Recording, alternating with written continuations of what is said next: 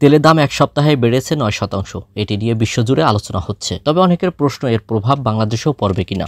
মধ্যপ্রাচ্যে উত্তেজনা বৃদ্ধির জেরে আন্তর্জাতিক বাজারে অপরিশোধিত জ্বালানি তেলের দাম এক সপ্তাহে বেড়েছে 9%। তার মধ্যে শুধু বৃহস্পতিবারই এই বৃদ্ধির হার ছিল 5%। বাজার বিশ্লেষকদের বরাত দিয়ে শনিবার এক প্রতিবেদনে তথ্য জানিয়েছে রয়টার্সের প্রতিবেদন অনুসারে গত এক সপ্তাহে অপরিশোধিত জ্বালানি তেলের দুই ব্র্যান্ডে ব্রেন্ট ওয়েস্ট টেক্সাস ইন্টারমিডিয়েট WTI উভয়ের শতকরা হিসাবে ব্রেন্ট ক্রুডের দাম বেড়েছে 8%।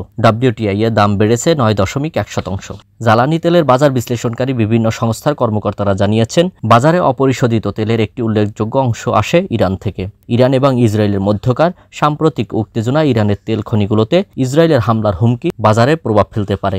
যুক্তরাজ্যের বাজার বিশ্লেষক সংস্থা স্টোনেক্সের কর্মকর্তারা জানিয়েছেন, ইসরায়েল যদি সত্যি ইরানের তেল অবকাঠামোতে লক্ষ্যবস্তুতে পরিণত করে, সেক্ষেত্রে আন্তর্জাতিক বাজারে তাৎক্ষণিকভাবে অপরিশোধিত তেলের দাম প্রতি ব্যারেলে $3 থেকে $5 বাড়বে। গত বৃহস্পতিবার জ্বালানি তেল উত্তোলন ও রপ্তানিকারী দেশগুলোর জোট OPEC+ এক বিবৃতিতে বলছে, ইসরায়েল যদি ইরানের তেল ক্ষেত্রগুলোতে হামলা করে, তাহলে স্বাভাবিকভাবেই আন্তর্জাতিক বাজারে ইরানি তেলের চালান আসা বন্ধ হয়ে যাবে। সেক্ষেত্রে কিছুদিন এই ঘাটতি পূরণ করতে পারলেও দীর্ঘমেয়াদে তা সম্ভব না OPEC-এর সদস্য রাষ্ট্রগুলোর পক্ষে। আল আমিন এম তাওহিদ, নিউজ ডেস্ক, 21 সংবাদ।